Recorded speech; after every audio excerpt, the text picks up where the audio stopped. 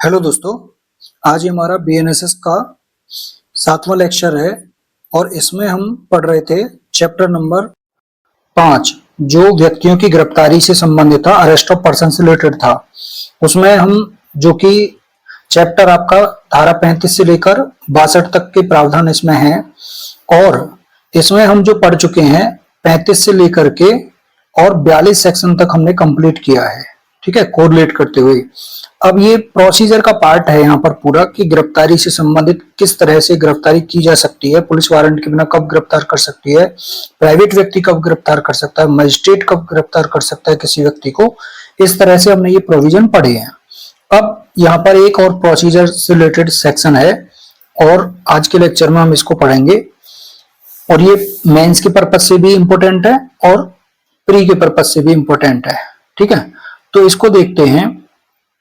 देखो, मेंस के पर्पज से क्या है कि पूरी प्रक्रिया है इसमें। तो जैसे आप क्राइम थ्रिलर मूवी देखते हैं या पुलिस की किसी भी मूवी में कोई प्रक्रिया देखते हैं ना, तो उसको ही ध्यान में रखना है।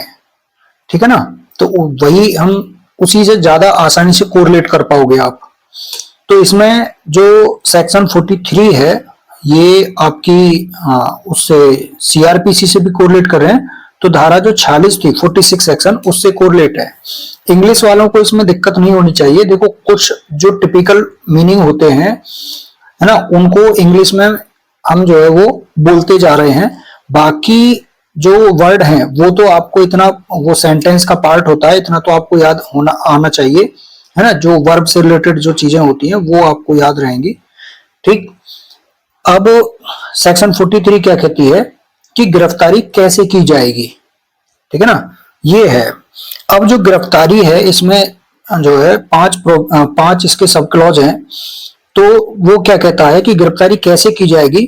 तो पुलिस अधिकारी गिरफ्तारी करता है या फिर कोई अन्य व्यक्ति भी गिरफ्तारी कर सकता है। जो गिरफ्तारी कर रहा है वो गिरफ्तार किए जाने वाले व्यक्ति की, यानी जिसको गिरफ्तार करना है, उसकी बॉडी को वो वस्तुतः छुएगा। वस्तुतः मतलब साधारणतः वो क्या करेगा, उसकी बॉडी को छुएगा है ना, एक्चुअली में वो टच करेगा और क्या करेगा, कन्फाइन करेगा, परिरुद्ध करेगा है ना। उसको मतलब बैठा के होता है ना कि उसको बैठा के और इस तरह से कहीं वो भाग ना जाए, उसको कन्फाइन कर लेना। कन्फाइन करना देखो परिभाषित है आपका बीएनएस में। कन्फाइन माने होता है चारों ओर से घेर लेना उसको ताकि वो भाग ना पाए। तो कन्फाइन करेगा जब तक उसने अपने वचन मतलब अपने बोलने के द्वारा कि हाँ जी मैं कहीं नहीं जाऊंगा, या कर्म के द्वारा, यानी ऐसी स्थिति वो दर्शा रहा है कि हाँ अपने कर्म के द्वारा अपने को कस्टडी में वो समर्पित ना कर दे खुद ही, तब तक वो क्या करेगा, उसकी बॉडी को पकड़ के रखेगा, छुएगा या फिर उसको कन्फाइन कर लेगा। ठीक है ना, ताकि वो भागे नहीं। तो पुलिस अधिकारी गिरफ्तारी कैसे की जाएगी का पहला पार्ट ये हो गया कि वो उसको जो है वो क्या करेगा, एक्चुअली में टच कर लेगा और या फिर कन्फाइन कर लेगा जब तक कि वो खुद ही अपने बोलने के द्वारा या अपने कार्य के द्वारा अपने आप को अपनी कस्टडी में सुपुर्द ना कर दे। ठीक है ना।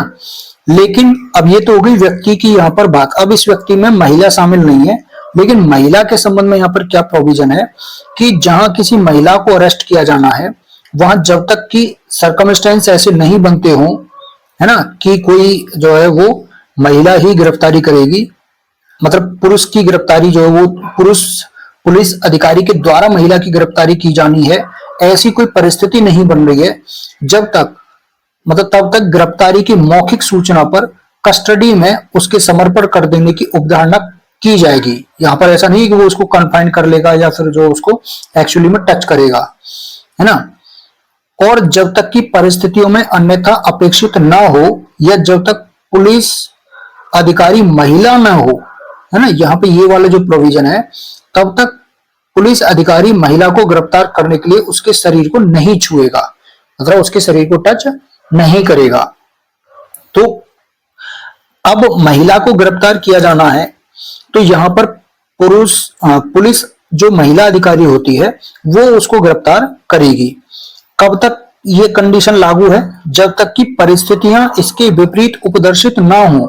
मान के चलो महिला ही इस तरह की हो कि उसने ज्यादा ग्रीवियस जो है वो अपराध कर दिया है और वो बंदूक लेके पुलिस को ही तान दे रही है, तो तब जो है वो ऐसी परिस्थिति होंगी कि वहां पुरुष पुलिस जो अधिकारी होता है वो भी उसको गिरफ्तार कर सकता है।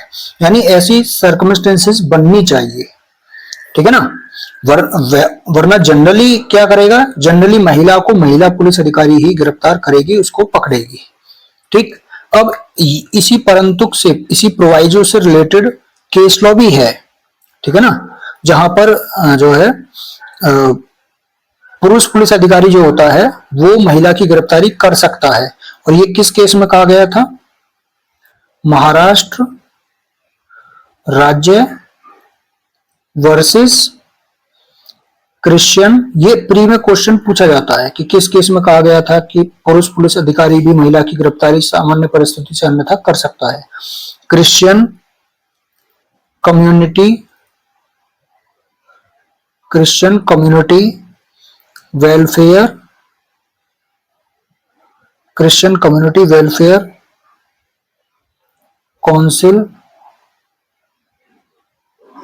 Council of India. ये केस है 2003 सुप्रीम कोर्ट का। इस केस में सुप्रीम कोर्ट ने कहा था कि सामान्य परिस्थितियों से अलग जो है, अन्यथा उन कंडीशन में जहां महिला को गिरफ्तार करने के लिए महिला की उपस्थिति संभव नहीं हो पाती है, या अपराध इस प्रकृति का है कि वहां पर जो है महिला के द्वारा उसकी गिरफ्तारी की जानी जो वो अनावश्यक है, या फिर मतलब ऐसा महिला उपस्थित नहीं हो सकती है महिला पुलिस अधिकारी, तो फिर क्या करेगा, तो फिर पुरुष पुलिस अधिकारी भी उसकी गिरफ्तारी कर सकता है, ठीक है ना। अब इसमें जो सेकंड क्लॉज है, तो फर्स्ट क्लॉज हो गया कि जो गिरफ्तारी है वो कैसे की जाएगी, पहले उसकी बॉडी को टच किया जाएगा एक्चुअली, या फिर उसको कन्फाइन किया जाएगा जब तक कि वो अपने आप को खुद ही सुपुर्द ना कर दे, बोलने के द्वारा, कार्य के द्वारा। लेकिन महिला की शरीर को छुआ नहीं जाएगा, और उसके जो महिला है उसको गिरफ्तार करा जाएगा किसी पुलिस महिला अधिकारी के द्वारा, ठीक है ना। दूसरी कंडीशन क्या कहती है कि यदि ऐसा व्यक्ति, अब यहाँ पे महिला नहीं है, केवल व्यक्ति की बात चल रही है, कि यदि ऐसा व्यक्ति अपने गिरफ्तार किए जाने के प्रयास का बलात् प्रतिरोध करता है, यानी यहां पर क्या कर रहा है वो, बलात् प्रतिरोध का मतलब होता है कोई व्यक्ति जो है वो उसको फोर्सिबली रेसिस्ट करता है, यानी वो उसका विरोध करता है अपने गिरफ्तार किए जाने का, ठीक है ना, या फिर वो गिरफ्तारी से बचने का प्रयत्न करता है, तो ऐसा पुलिस अधिकारी या अन्य व्यक्ति, है ना, दो थे ना, पुलिस अधिकारी या अन्य व्यक्ति, यानी पुलिस ऑफिसर या अन्य व्यक्ति गिरफ्तारी करने के लिए आवश्यक सब साधनों को उपयोग में ला सकता है। तो यहां पर हो गया कि अगर पहले तो था कि बॉडी को एक्चुअली वो पकड़ेगा या कन्फाइन कर लेगा, फिर लेकिन वो जैसे ही प्रयास का जो है वो फोर्सिबली उसको प्रतिरोध करता है, रेसिस्ट करता है, या फिर अपनी गिरफ्तारी से बचने का प्रयत्न करता है, तो फिर वो गिरफ्तारी करने के लिए आवश्यक सब साधनों को उपयोग में ला सकता है, जैसे रस्सी वगैरह पकड़ना, रस्सी से बांध देना, है ना, या उसके कॉलर को पकड़ लेना, मतलब कोई भी हाथ पकड़ लेना जबरदस्ती, उसके पीछे से बाहों में उसको ऐसे पकड़ लेना, मतलब फिर उसको जो है जो भी उसके आवश्यक सब साधन है उनको उपयोग में ला सकता है। तीसरी इसमें जो क्लॉज है तीसरा इसका, वो क्या कहता है कि जो पुलिस अधिकारी है वो अपराध की प्रकृति और गंभीरता को ध्यान में रखते हुए, ये जो क्लॉज है ये बीएनएसएस में नया जोड़ा गया है। इसमें क्या था कि अब तक बार बार ये हो रहा था, कई केसेस में ये आ गया था कि गिरफ्तारी करते समय हथकड़ी का प्रयोग जो है वो नहीं किया जाएगा, ठीक है ना।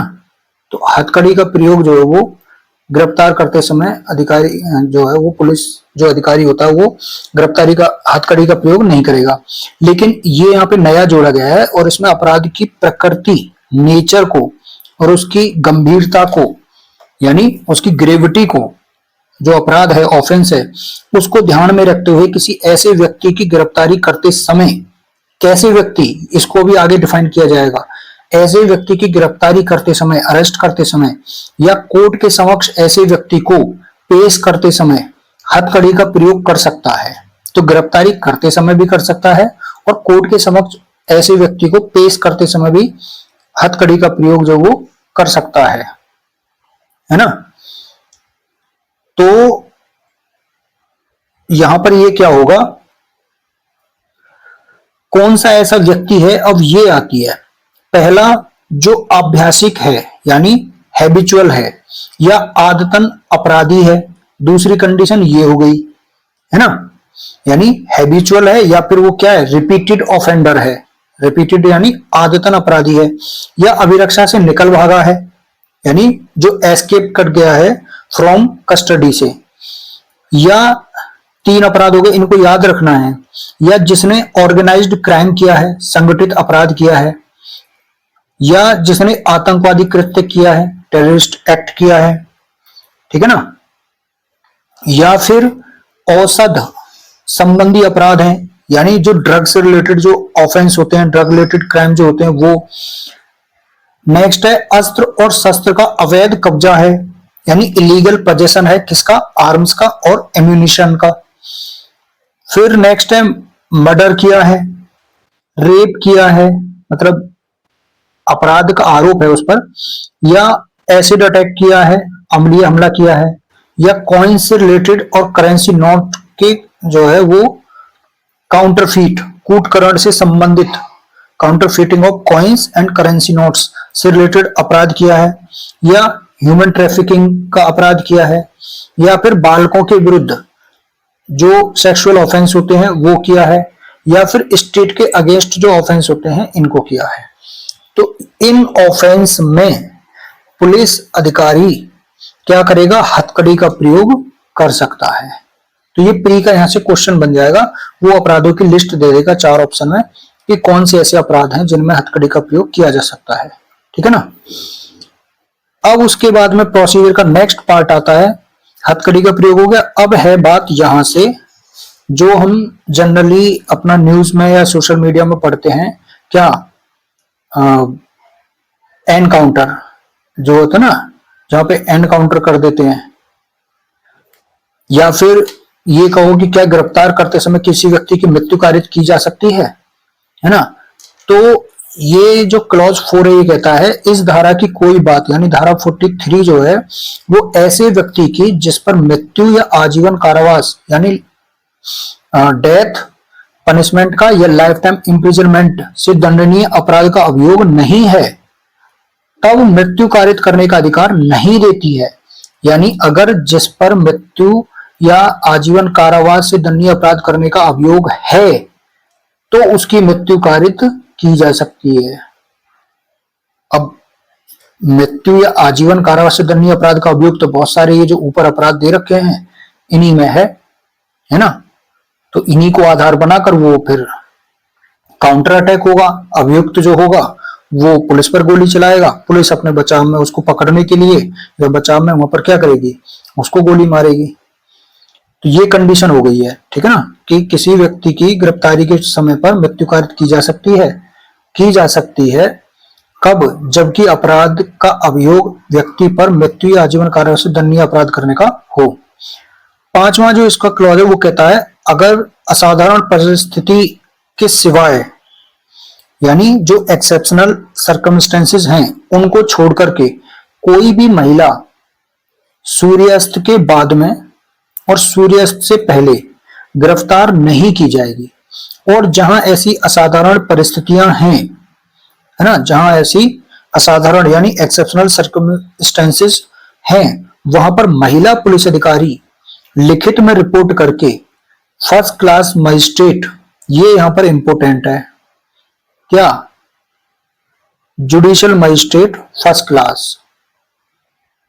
तो यहां पे प्री का क्वेश्चन है कि किसकी परमिशन ली जाएगी, जुडिशियल मजिस्ट्रेट फर्स्ट क्लास की पूर्व अनुमति प्राप्त करेगी जिसकी स्थानीय अधिकारिता के भीतर अपराध किया गया है या फिर गिरफ्तारी की जानी है। तो ये हो गई किसी असाधारण परिस्थिति के सिवाय कोई भी महिला जो है वो रात में गिरफ्तार नहीं की जाएगी। और अगर ऐसी एक्सेप्शनल सर्कमस्टेंसेस हैं तो फिर वहां पर महिला पुलिस अधिकारी ही उसको गिरफ्तार करेगी रात में, और उससे पहले उसे जुडिशियल मजिस्ट्रेट फर्स्ट क्लास से परमिशन लेनी होगी, ठीक है ना।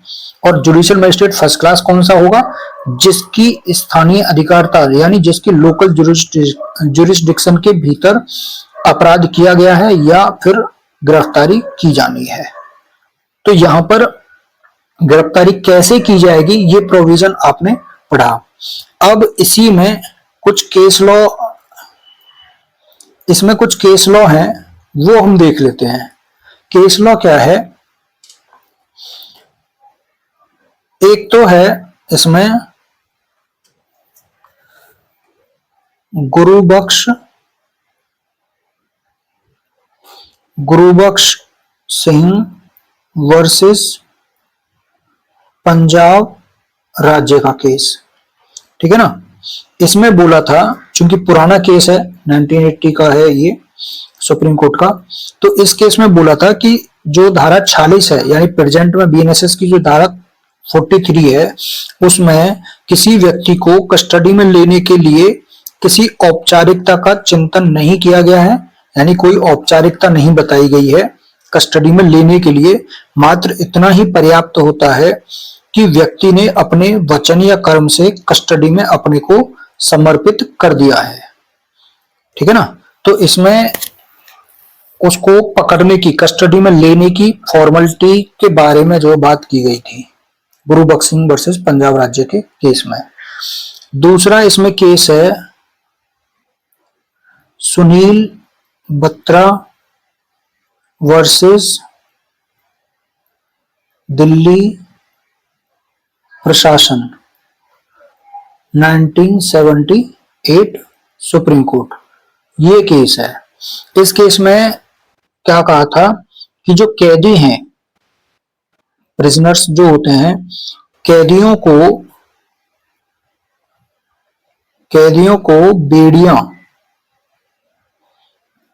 को बेड़ियां पहनाने से, मतलब ये बात बोली थी कि कैदियों को बेड़ियां पहनाने से उनके आर्टिकल 21 के अंतर्गत में जो दैहिक स्वतंत्रता का अधिकार जो होता है, दैहिक स्वतंत्रता के अधिकार यानी राइट टू लाइफ अधिकार का उल्लंघन या हनन होता है, वॉयलेशन होता है। ये बात इस केस में कही गई थी। उसके बाद में जो नेक्स्ट है इससे रिलेटेड केस, वो है प्रेम शंकर शुक्ला वर्सेस दिल्ली प्रशासन। एक ये केस है 1980 का ही। इसमें क्या कहा गया था, इसमें ये जो केस है ना, ये फेमस भी है इसी नाम से ही, हथकड़ी के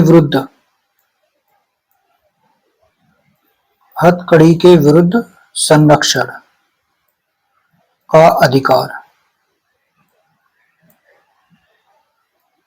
ठीक है ना। इसमें जो हैंडकफ करते हैं, हथकड़ी का यूज जो करते हैं, तो उसके विरुद्ध जो है संरक्षण का अधिकार दिया गया था, जो कि अब धारा 43 का क्लॉज 3 है, जिसमें हथकड़ी का प्रयोग अब किया जा सकता है जो अपराध दिए हुए हैं इनमें, ठीक है ना। तो इसमें यही कहा था कि जो विचाराधीन कैदी होते हैं उनको हथकड़ी लगाना संवैधानिक रूप से असंवैधानिक है, जब तक कि सुरक्षा कारणों से या फिर उसके भागने की आशंका आदि की ठोस वजह ना हो, ठीक है ना। तो इसमें ये बात कही गई थी। अब जो नेक्स्ट है इससे आगे सेक्शन, वो है 44। तो ये गिरफ्तारी की प्रक्रिया से रिलेटेड जो क्वेश्चन आएगा, उसमें आपको ये 3-4 केस और ये धारा 43 की बात आपको बतानी है। अब उसके बाद में ये फिर जनरल प्रोविजन आ जाते हैं यहाँ से। धारा 44 यानी सेक्शन 44, उस स्थान की तलाशी, यानी यहाँ पे ये तलाशी से संबंधित है, और तलाशी भी किसकी, व्यक्ति की नहीं बल्कि स्थान की तलाशी है जिसमें ऐसा व्यक्ति एंटर हुआ है, प्रविष्ट हुआ है, जिसकी गिरफ्तारी की जानी है। यानी जिस व्यक्ति को गिरफ्तार करना है वो अगर किसी ऐसी जगह पर घुस गया है, छिप गया है, तो वह कोई पुलिस अधिकारी जो रहता है गिरफ्तारी करने के लिए जो प्राधिकृत किया जाता है, वो उस स्थान की तलाशी कर सकता है। आपने देखा होगा फिल्मों में भी, कोई किसी को पकड़ने के लिए, गिरफ्तार करने के लिए भागता है, कोई कहीं छिप जाता है, तो वहां पे भी घुस जाता है पुलिस अधिकारी और उसको गिरफ्तार करता है वहां से, ठीक है ना। तो उसकी तलाशी करता है। और ये जो 44 है, ये 47 जो सीआरपीसी के सेक्शन थे उससे कोरिलेट है कि यदि गिरफ्तारी के वारंट के अधीन कार्य करने वाले व्यक्ति को या गिरफ्तारी करने के लिए ऑथराइज्ड है किसी पुलिस अधिकारी को, अगर उसके पास में विश्वास करने के कारण हैं कि वह व्यक्ति जिसे गिरफ्तार किया जाना है वो किसी भी जगह पे, किसी स्थान पे क्या हुआ है, प्रवेश हुआ है या उसके स्थान के भीतर है, तो क्या करेगा ऐसा पुलिस अधिकारी या व्यक्ति?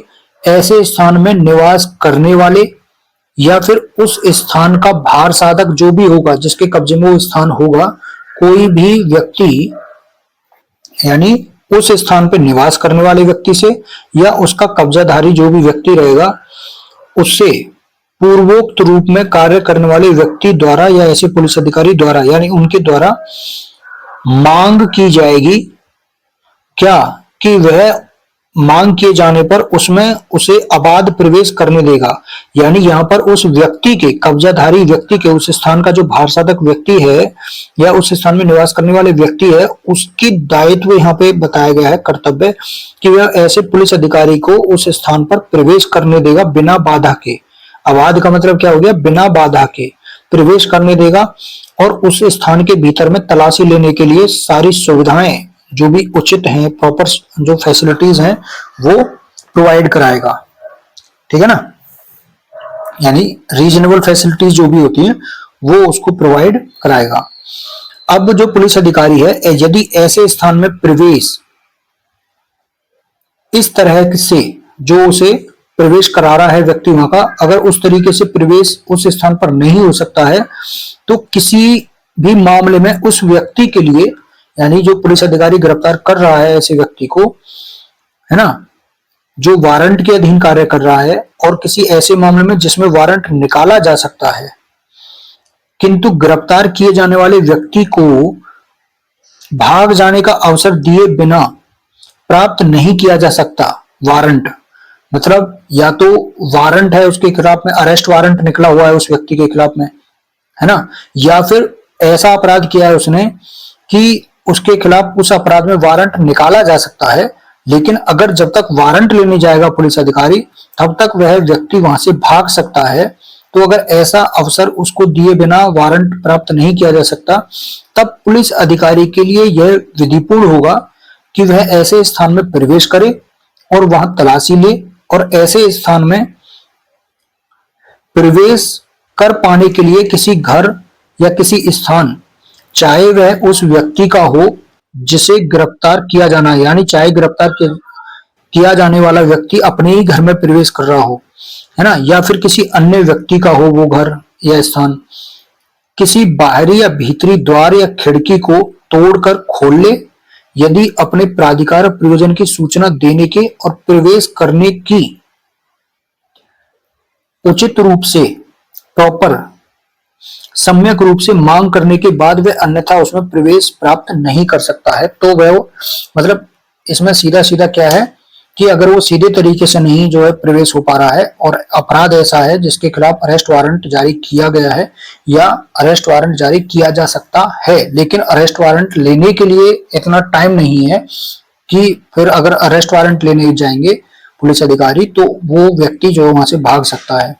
ठीक है ना, तो क्या करेगा, वो दरवाजे खिड़की तोड़ करके उसमें प्रवेश कर लेगा।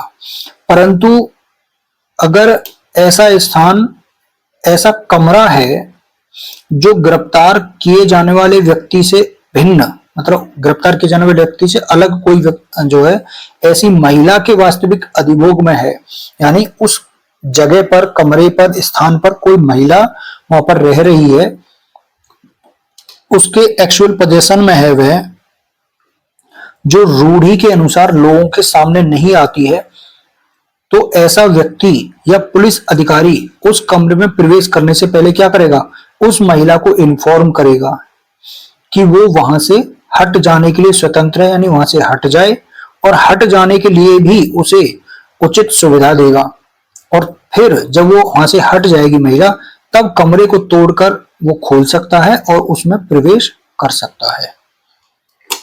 तो यहाँ पर इसको बोलते हैं, जैसे पर्दा नशी महिला होती हैं जो सामाजिक रूढ़ी प्रथा इनके कारण जो है समाज के सामने नहीं आती हैं, है ना, उन सब के लिए ये प्रोविजन है।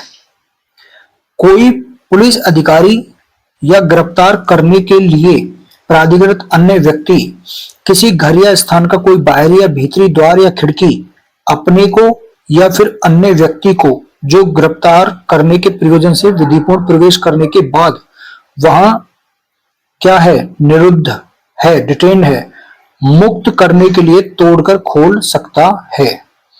यानी यहां पर क्या कह रहा है कि जो पुलिस अधिकारी है जो गिरफ्तार कर रहा है व्यक्ति को, वो क्या करेगा, किसी घर या स्थान का कोई भी बाहरी या भीतरी द्वार है, गेट है या खिड़की है, वो अपने को या अन्य व्यक्ति को जो गिरफ्तार करने के प्रयोजन से विधिपूर्ण प्रवेश करने के बाद वहां निरुद्ध है, उसे मुक्त करने के लिए तोड़कर खोल सकता है। यानी ये कह रहा है कि अगर कोई पहले से ही वहां बंद है तो वह उसे, कोई व्यक्ति वहां पर निरुद्ध है तो क्या करेगा, वो उसे वहां से आजाद कराने, फ्री कराने के लिए उसे तोड़कर खोल सकता है। यहाँ पर ये भी इसको पुलिस अधिकारी को पावर दी गई है।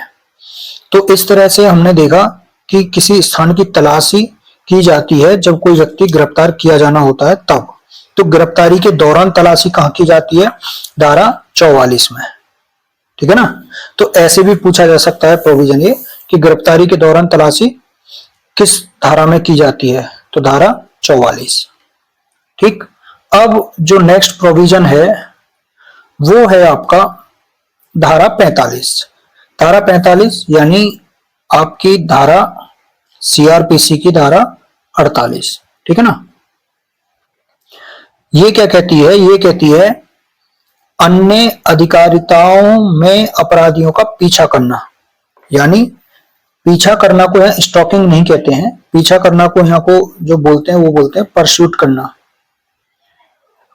परस्यूट करना, तो परस्यूट करना ऑफेंडर का किसमें, अदर जुरिस्डिक्शन में, ठीक है ना। यानी पुलिस अधिकारी ऐसे किसी व्यक्ति को जिसे गिरफ्तार करने के लिए वह ऑथराइज्ड है, प्राधिकृत है, वारंट के बिना गिरफ्तार करने के प्रयोजन से भारत के किसी स्थान में उस व्यक्ति का पीछा कर सकता है, ठीक है ना। तो वारंट के बिना गिरफ्तारी के संबंध में भी ये प्रावधान है, प्रोविजन है धारा 45 में। ठीक, अब तो ये हो गए गिरफ्तारी से संबंधित प्रोविजन। 46 जो 43 हुआ, 44 हुआ, 45 में गिरफ्तारी भारत में कहीं भी उसको गिरफ्तार किया जा सकता है पीछा करके। फिर 46 आपकी कहती है, जो कि 49 है आपकी सीआरपीसी की, यहां पर क्या है, यहां पर है अनावश्यक अवरोध न करना। यानी गिरफ्तार किए गए व्यक्ति को उससे अधिक अवरुद्ध नहीं किया जाएगा जितना उसको निकल भागने से रोकने के लिए आवश्यक है। यानी जितने में इतना ही बल आप प्रयोग करोगे या इतना ही उसे जो डिटेन करोगे जितने से वो भाग नहीं सकता। यानी एक तरह से यहां पर क्या हो गया कि आप उसको क्या करोगे, टॉर्चर नहीं करोगे। क्या नहीं करोगे, टॉर्चर नहीं करोगे जबरदस्ती का पकड़ने के लिए, है ना। या फिर जितना उससे अधिक अवरुद्ध नहीं किया जाएगा जितना उसको निकल भागने से रोकने के लिए आवश्यक है। तो उसको ऐसा नहीं कि पकड़ के उसको सिर्फ जेल में डाल ही दिया सीधा, है ना। तो ये चीजें हो गई।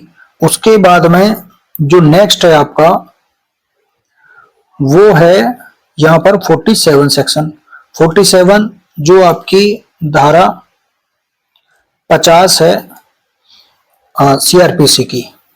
यहां पर क्या है, धारा 50 यानी धारा 47 क्या है, वो कहती है गिरफ्तार किए गए व्यक्ति को गिरफ्तारी के आधार यानी ग्राउंड्स और जमानत के अधिकार यानी राइट टू बेल इसकी सूचना दिया जाना।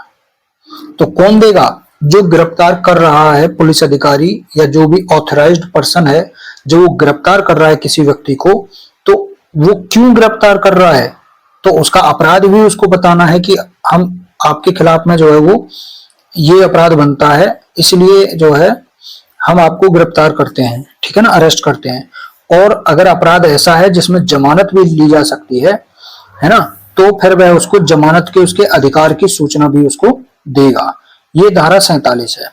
तो ये कहती है कि किसी व्यक्ति को वारंट के बिना, विदाउट वारंट गिरफ्तार करने वाला प्रत्येक पुलिस अधिकारी या फिर अन्य व्यक्ति उस व्यक्ति को उस अपराध की जिसके लिए उसे गिरफ्तार किया गया है पूर्ण विशिष्टियां बताएगा। यहां पर है ना, पूर्ण विशिष्टियां बताएगा, यानी इसको कह सकते हैं फुल पर्टिकुलर्स, या फिर ऐसी गिरफ्तारी के जो भी अन्य आधार हैं, ग्राउंड्स हैं, वो उसको तुरंत क्या करेगा, इन्फॉर्म करेगा। ठीक है ना। और जहां कोई पुलिस अधिकारी नॉन बेलेबल ऑफेंस अजमानती अपराध के अभियुक्त व्यक्ति से भिन्न, यानी क्या है, जमानती अपराध में किसी व्यक्ति को वारंट के बिना अगर गिरफ्तार करता है तो वहां वो गिरफ्तार किया गया व्यक्ति को इन्फॉर्म करेगा कि वह जमानत पर छोड़े जाने का हकदार है और वह अपनी ओर से अपने श्योरिटीज का इंतजाम करे, प्रतिभूओं का इंतजाम करे। ठीक है ना, जो श्योरिटीज हैं उसके, यानी अपने जो भी जमानती हैं उनको बुला लो। ठीक है ना। तो ये आपका धारा 47 हो गया। एक्चुअली यहां पर जो हम धारा 46 है, इसका धारा 46 और धारा 47 ये दोनों ही गिरफ्तार व्यक्ति के अधिकार से संबंधित है ना। तो यहां पर क्या है, इसमें एक प्रोविजन बनता है, यहां पर यहीं से ही बता देते हैं। ये क्या है, गिरफ्तार व्यक्ति के अधिकार, गिरफ्तार व्यक्ति के अधिकार। इससे रिलेटेड अगर एक मेंस का क्वेश्चन बनता है कि गिरफ्तार व्यक्ति के कौन कौन से अधिकार हैं, तो इसमें आपको एक तो धारा 38 बतानी है, जो कि आपकी जो अपनी पसंद के अधिवक्ता से मिलने का जो उसको अधिकार देती है। ठीक है ना। दूसरा, इसमें धारा 46 बतानी है। ठीक है ना, जिसमें उसको अनावश्यक अवरोध ना किया जाना, यानी अननेसेसरी जो रेस्ट्रेंट से रिलेटेड है। उसके बाद में इसमें धारा 47 बतानी है, यानी जो गिरफ्तार किए गए व्यक्ति को उसकी गिरफ्तारी के आधार भी बताने हैं, यानी ग्राउंड्स ऑफ अरेस्ट बताने हैं, और राइट टू बेल के संबंध में उसको इंफॉर्मेशन देनी है। तो 46 और 47 हो गए। उसके बाद में धारा 48 भी इसमें बतानी है ना। अभी इनको हम पढ़ेंगे, इनको बस एक बार आप लिख लेना। ठीक है ना, आगे हम इसको पढ़ेंगे। 48 हो गया, फिर उसके बाद में 53, 55, 57, 58, फिर 187 जो आपका 167 था सीआरपीसी का, फिर 340 बीएनएसएस, और ये आपका आईपीसी कह रहे हैं, सीआरपीसी का 303 था, और 341 अपनी पसंद की जो अधिवक्ता से मिलने का, या फिर मतलब जो है निःशुल्क विधिक सहायता का, है ना, उसका जो प्रोविजन है, अपनी पसंद का जो कोई भी अधिवक्ता नियुक्त करना है उसका। ठीक, 340, 341, तो यहाँ 53, 55 और एक 56 ये भी छूट गई। 53, 53, 55, 56, 57, 58, 187, 340, 341। ठीक, और एक और इसमें आता है आपका कॉन्स्टिट्यूशन का आर्टिकल 22 क्लॉज 1। ठीक है ना। तो ये प्रोविजन आपके मेंस से रिलेटेड बनते हैं, आपको ये लिख लेने हैं। ठीक, तो अब चलते हैं, आपका 47 सेक्शन कंप्लीट हो गया। 47 जो कि धारा 50 सीआरपीसी से रिलेटेड था, है ना, ये धारा 50 सीआरपीसी से रिलेटेड था। और अब जो 48 है, जो 48 है यहां पर, वो है आपका धारा 50A, जो कि सीआरपीसी में नया जोड़ा गया था बाद में।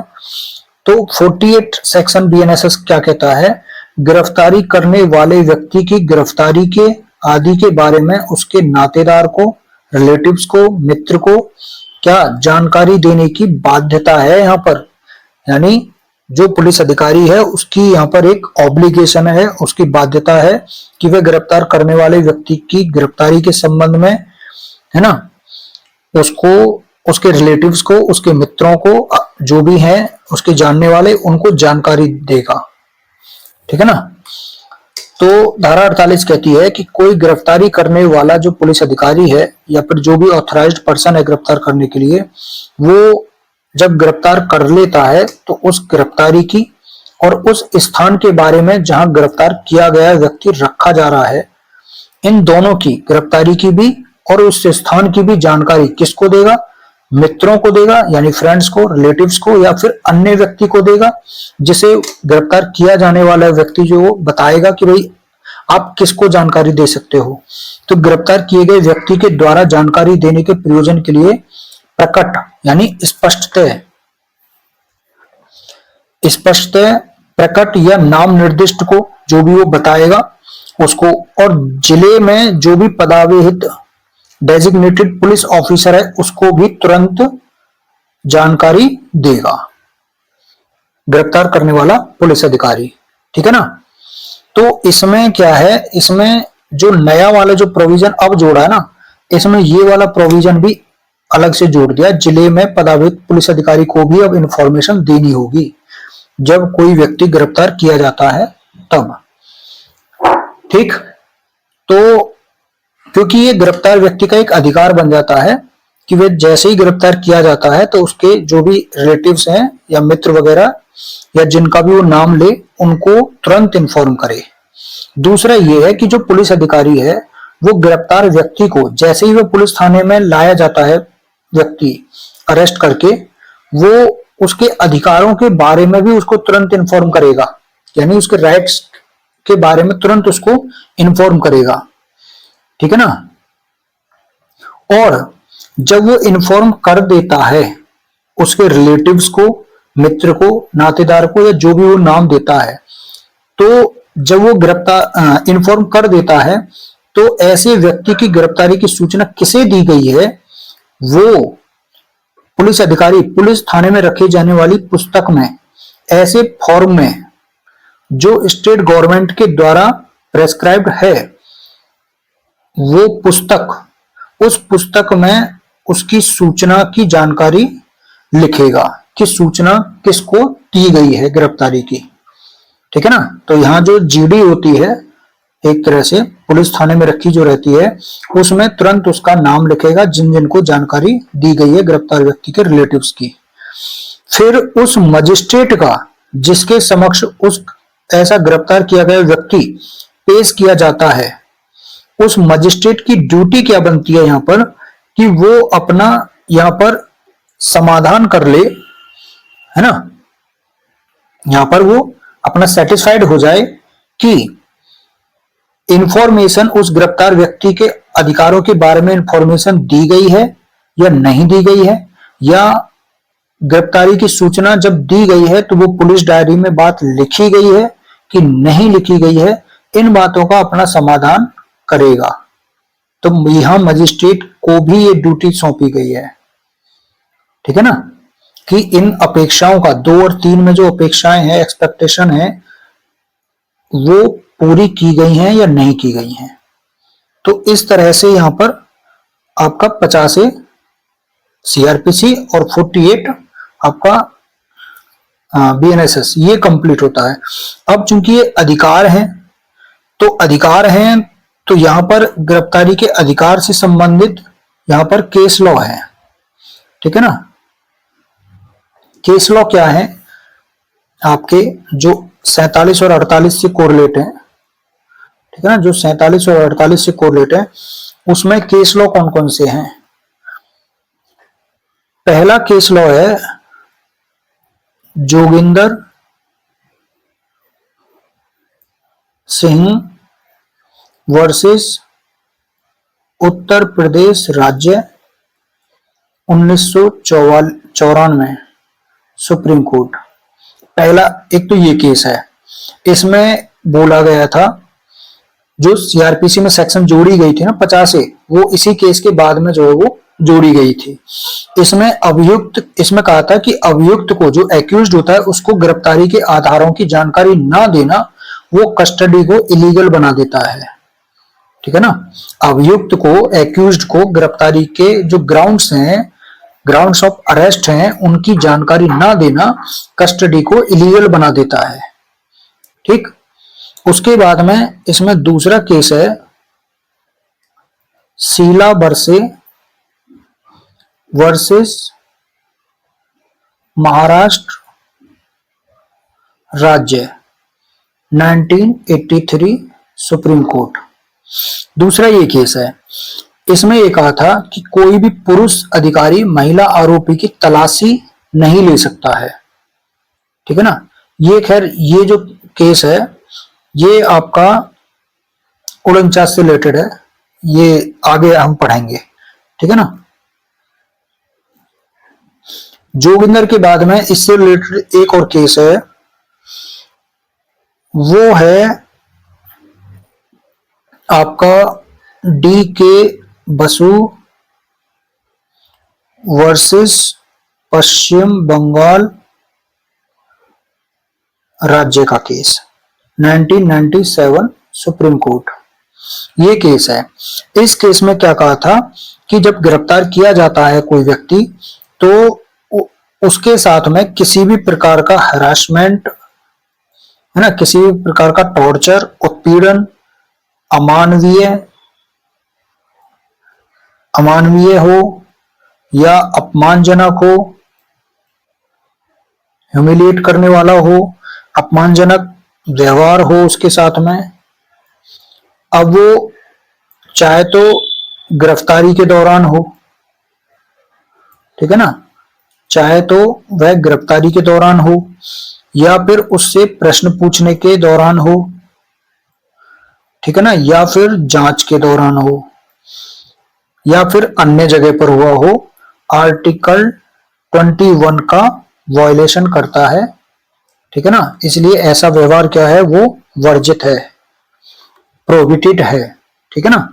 उसके बाद में नेक्स्ट इससे रिलेटेड केस है आपका लेटेस्ट, वो है विहान कुमार वर्सेस हरियाणा राज्य 2025 सुप्रीम कोर्ट। एक ये केस है।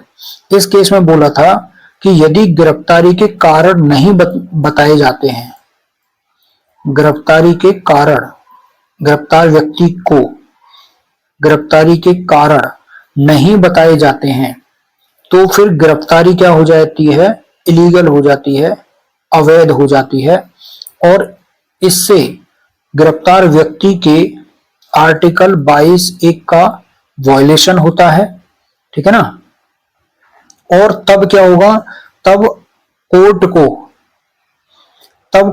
को वैधानिक प्रतिबंध के बावजूद भी जमानत देनी चाहिए। ठीक है ना। तो ये इससे रिलेटेड केस है। अब जो आता है वो आता है यहां से गिरफ्तारी के बाद की प्रक्रिया, आपका धारा 49 यानी 49 सेक्शन से गिरफ्तार किए गए व्यक्ति की गिरफ्तारी की तलाशी। ठीक है ना। तो यहां से हम पढ़ेंगे गिरफ्तारी के बाद की प्रक्रिया। अब गिरफ्तारी के बाद की प्रक्रिया में, गिरफ्तारी के बाद की प्रक्रिया उसमें हम देखेंगे यहां से 49 है। ठीक है ना। बीएनएसएस की 49, 50, 51, 54, 57, 59 ये गिरफ्तारी के बाद की प्रक्रिया से रिलेटेड सेक्शन है। तो एक मेंस का फिर क्वेश्चन यहाँ से बनता है कि गिरफ्तारी के बाद क्या प्रक्रिया अपनाई जाती है। तो फिर 49, 50, 51, 54, 57 और 59 ये सेक्शन को हम पढ़ेंगे नेक्स्ट वीडियो में। ठीक है ना। तो एक अलग से जो है क्वेश्चन ये बन जाएगा। तो आज के लिए इतना ही। ठीक है ना। इससे आगे कल पढ़ेंगे। आज के लिए इतना ही। Thank you so much.